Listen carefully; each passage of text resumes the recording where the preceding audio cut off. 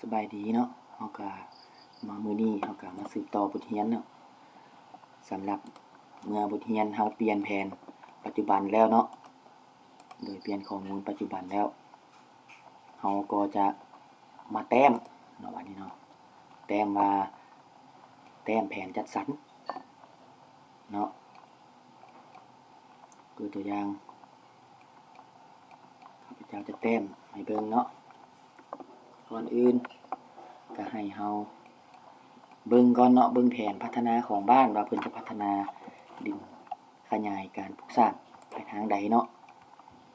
จะเบิ่งตามแผนที่เนาะเฮาจะเฮ็ดให้มันจางๆเนาะให้เฮาคลิกขวา property แล้วก็เข้ามาที่ display นี่เนาะเหลือประมาณ40เนาะให้มันส่องสอดภาพถ่ายเนาะเฮาจะเบิ่งพื้นที่ตัวจริงว่าเฮาสิวางแผนไปทางใดเนาะนี่เนาะ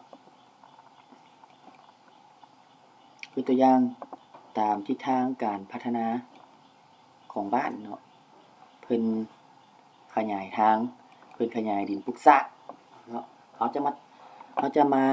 ขยายทางก่อนเนาะกับสายน้ำก่อนเนาะวิธีการขยายก็ง่ายๆเนาะให้เราติดตามเบิ่งเนาะให้เรากดที่สตาร์ทเนาะเราจะขยายเส้นทางก่อนคือตัวอย่างแผนของโยธาเพิ่นขยายเส้นทางนิติกรรมของเพิ่นเป็นขยายเส้นทางหลักนี่จงไว้เบื้องละทั้งหมดพอดีเป็น16เมตรเนาะ16เมตรก็บวกกับตัวเก่าก็10เมตรก็เป็น10เมตรเนาะ16เฮาก็ต้องบัฟเฟอร์ออกเบื้องละ3เนาะลองเฮ็ดบัฟเฟอร์ให้เบิ่งเนาะส่วนหลายจะขยายแต่ทางหลักเนาะทางน้อยเฮาจะบ่ขยายเนาะทางหอมเฮาจะบ่ขยายเฮาก็ติ๊กเอา select นี้แล้วก็ select เส้นทางเนาะแล้วให้เข้าไปที่ editor ก็ buffer ตัวเก่าเฮาฮู้ว่ามีอยู่10เมตรแล้วเนาะแล้วทางที่เพิ่นอยากขยายแม่น16เมตรเฮาก็เป็น10เป็น6เหลือ10บวกอีก6เนาะก็เป็น16บัดนี้เฮาต้องขยายอีกเบิ่งละ3จึงเป็น16เนาะเบิ่งละ3ปึ๊บเนาะมันจะออกเป็นเบิ่งละ3เป็น16เมตรนี่เนาะ16สังเกตเบิ่งตัวนี้จะเป็น16เนาะแล้วก็ให้คิดทางตัวเก่าก่อนเพื่อจะบ่ให้มันเต่งกันเนาะตัวดินสงวนทางก็ต่างหากตัวทางเดิมก็ต่างหากเนาะนี่เนาะตัวทางเก่าให้เราคลิกใส่มันโลดทางกลางแล้วก็คลิปเนาะ editor แล้วก็คลิปเนาะมันจะบ่ติงกันมันจะเป็นของไปของมันนี่เนาะตัวมันกลายเป็นเฮาคลิปนอกออกได้เนาะ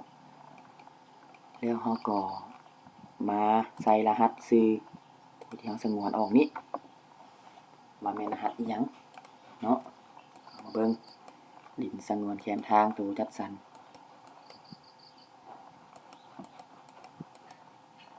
นี่เนาะ Z ขีด60301เนาะอีกกว่า attribute Z ขีด60301เป็นดินสงวนทางเว็บได้แล้วเนาะตัวซื้อภาษาลาวนั้นเฮาจังซัดใหม่ก็ได้เนาะเฮาจังจ้อยใหม่ก็ได้แบบเฮาเฮ็ดตัวขั้นตอนนำอีกตัวขั้นตอนที่เฮาจ้อยซื้อเนาะมันจะเป็นทางไปทางมันบัดนี้สายน้ำเนาะสายน้ำก็เฮ็ดเส้นเดียวกันคือกับทางคือตัวอย่างน้ำตัวนี้อาจจะเป็นน้ำใหญ่มันจะมีนิติกรรมของน้ำเนาะว่าเฮาต้องสงวนออกจากแมตคือตัวอย่าง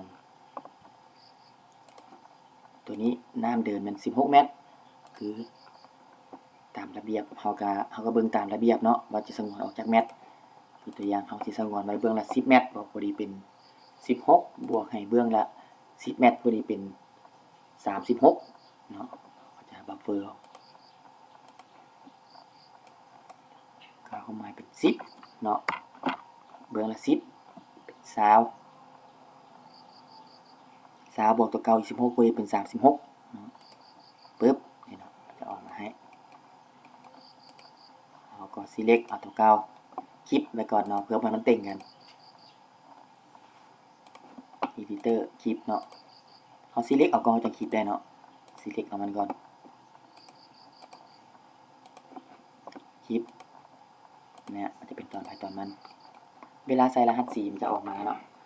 บัดนี้ให้เฮาใส่รหัสไปเลยเนาะดินสงวนแคมน้ำเห็นรหัสยังเฮาก็มาเบิ่งเนาะตัวจัดสรร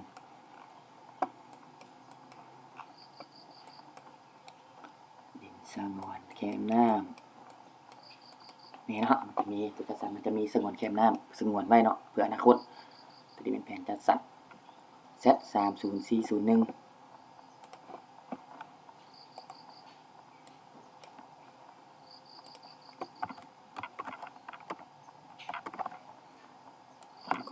กันเนาะ subcat id กับ subcat color ปึ๊บเนาะเขาจะคิดพร้อมเนาะเขาจะคิดพร้อมเพื่อบ่ให้มันเต่งกับตัวอื่นเนาะคลิปเนาะมันจะตัดตอนอื่นออกไปเลยเนาะคือเส้นทางนี้เขาก็ต้องคิดพร้อมเนาะเส้นทางจะสงวนออกนี้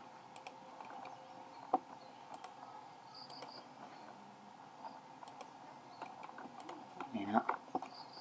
ทางนี้มันจะบ่ไปติงกับตัวใดเนาะ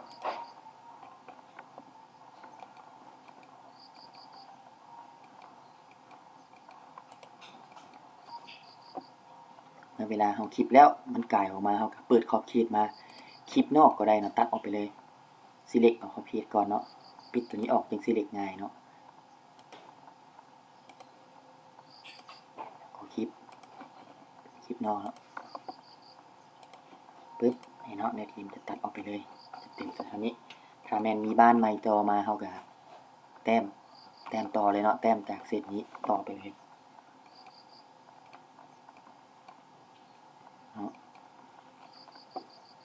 แล้วเขามาเบิ้งทิศทางการวางแผนคือตัวอย่างอนาคตต่อไปเนาะเพิ่นอยากขยายดินปลูกสร้างมาทางนี้เนาะเขาก็แต้มเลยเนาะแต้มเลยตัวอย่างว่าเพิ่นนี้ขยายการปลูกสร้างมาตอนนี้เขาก็ select เอามันตัดเลยเนาะตัวใดสิเป็นเขตขยายปลูกสร้างเขาก็มาเข้าที่คัดโพลีกอนนี้เนาะตัวอย่างเขตนี้เป็นเขตขยายปลูกสร้างตัวอย่างเนาะเป็นอยากขยายเขตนี้เป็นขยายเขตปลูกสร้างเขตนี้เนาะก็มาเบิ่งเนาะก็เอาโพลีกอนตัดเลย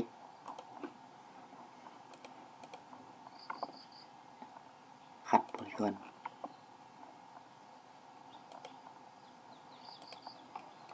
เดี๋ยวทีนี้มาจุจุดนี้แล้วก็ฟินิชมันจะตัดให้เป็น2ตอนนี่เนาะจะเป็นตอนขยายปลูกสร้างก็จะใส่รหัสไปเลยรหัสตัวนี้เป็นรหัสดินปลูกสร้างมันเป็นทุ่งนาเนาะเราก็จะเปลี่ยนมันเป็นขยายปลูกสร้าง Z40301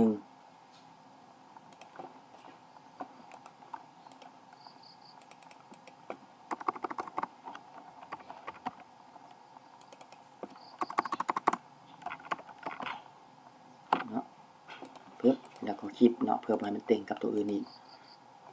คลิปไหนเนาะเอาแต่มีเราต้องคลิปไหน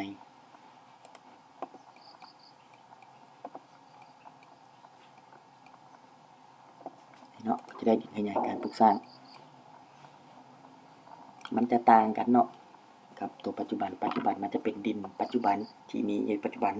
แต่ตัวแต้มแผนจัดสรรนี้มันเขาจะมาวางแผนจัดสรรเนาะว่าจะมีทางแหงไปทางไหนเฮาก็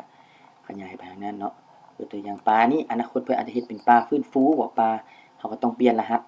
ตามที่เพิ่นเสนอเนาะ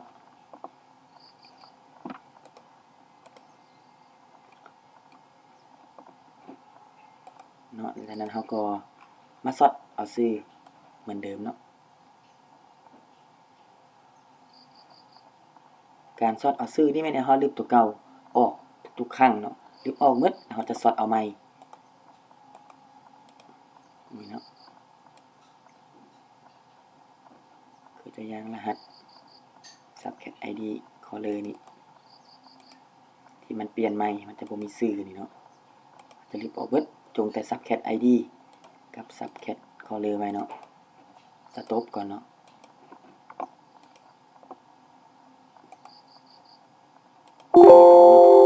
เดี๋ยวจะซอดการจะซอดชื่อเขาต้องเลือกฐานที่ข้อมูลที่มีคือกันนี่ออ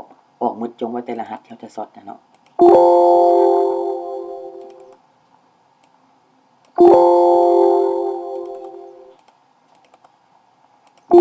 เนาะ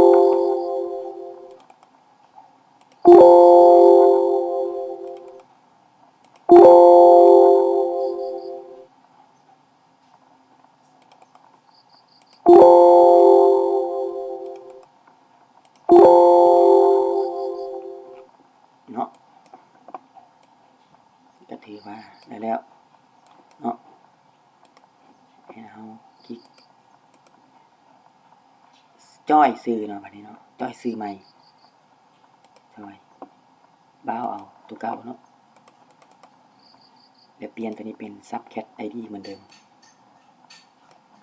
เนาะสังเกตเบิ่งมันจะออโต้เองมันเนาะโอเคกวาดเบิ่งว่าซื้อใหม่เข้ามาแล้วบ่ดินแฮขยายสมมุติน้ำอย่างนี้เบิดแล้วบ่เนาะนี่เนาะมันจะมีสมมุติแคมน้ำใหม่ดินแฮขยายทาง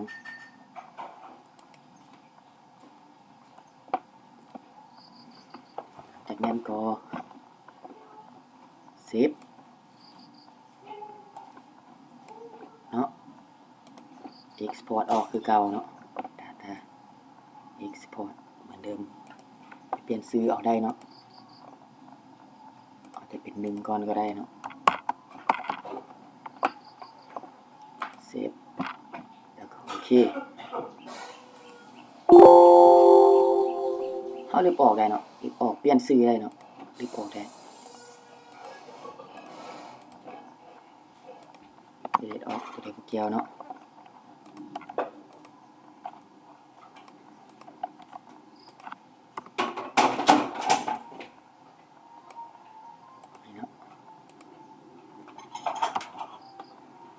ตามปกติแล้วเฮาต้องได้ใส่ชื่อให้หมดหม้องใดหม้องว่างนี่เนาะแต่ว่าตัวนี้เป็นวิธีการเฮาจะลัดได้หน่อยนึงเนาะเพราะว่ามันจะยาวแล้วมันจะมีชื่อใหม่เบิดแล้วอันนี้ก็วิธีการแต้มแผนที่การจัดสรรก็ถือว่าสำเร็จเนาะนี่เราจะมาสังเกตเบิ่งเวลาเฮาแต้มแล้วมันจะต่างกันหม้องใดจัดสรรกับปัจจุบันเนาะใช้คำสั่งเอฟเฟกต์นี้เนาะเลือกเอาที่จัดสรรเนาะปัจจุบันเพราะว่าเขาจะเปิดปัจจุบันเอาไว้เห็นจัดสรรเนาะมันต่างกันหน่อยนึงอันนี้เนาะมันจะต่างว่ามันมีเขตสงวนน้ำสงวนทางดินแห้ขยายขึ้นไหมสิเนาะแล้วอันนี้ก็ถือว่าสิ้นสุดเนาะการแต้มแผนที่การจัดสรรขอขอบใจ